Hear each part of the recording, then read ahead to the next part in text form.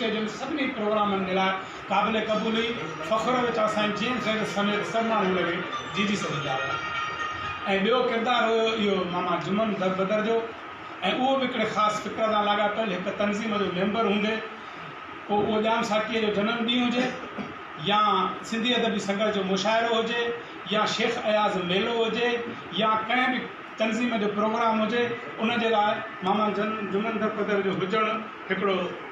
फ़ख्र वारो कमु हुयो ऐं उन्हनि सभिनी वटि इहो माण्हू क़ाबिल क़बूल हो। इहे बि वॾा एज़ाज़ आहिनि ॿिन्ही दोस्तनि जा।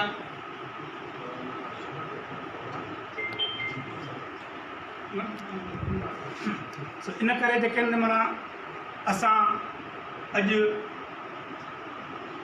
संदसि विछोड़ो आहे भली बरसाति समेत हिन जे विछोड़े समेत इमदाद हुसैनी जे विछोड़े समेत बारी मंगी इन्हनि समेत सॼी सिंध ॾुखायल आहे पर उते मामा जुमन बदर जा जेके हौसला आहिनि उहे वरी ॾाढा कम विया आहिनि। डॉक्टर श्रवाण खे गुज़ारिश कंदासीं त इहो वठी हर हर जनम वरबो मिठा महिराण में मिलबो इन गीत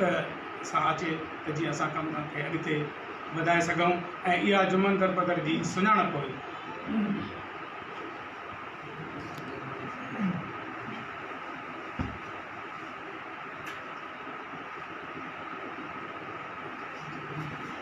वठी हर हर जन्म वरबो वठी हर जन्म वरबो मिठा महराण में मिलबो मिठा महराण में मिलबो वठी हर जन्म वरबो वठी हर जन्म वरबो मिठा महराण में मिलबो मिठा महराण में मिलबो असांजी जंग आजारी थींदी सा नेठ सोबारी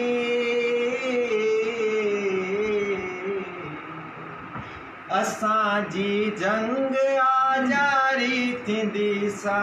नेठ सोबारी मरी वेंदा मिड़ई मारी मरी वेंदा मिड़ई मारी सची सुरहाण में मिलबो मिठा महराण में मिलबो वठी हर जन्म वरबो वठी हर जन्म वरबो मिठा महराण में मिलबो मिठा महराण में मिलबो थे आजे क़ौम ता कुर्बा उन्हनि जा हिन लखे ऐसा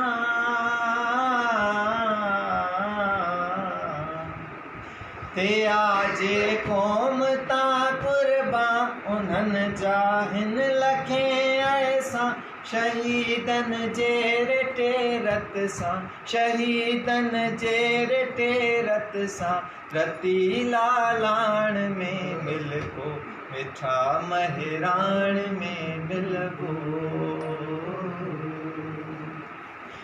वरी वरंदात वसकारा वसी पवंदा ही पट सारा वरी वरंदात वसकारा वसी पवंदा ही पट सारा मारू थींदा ही मोचारा मारू थींदा त मोचारा मींहं मां डाण में मिलबो मिठा महराण में मिलबो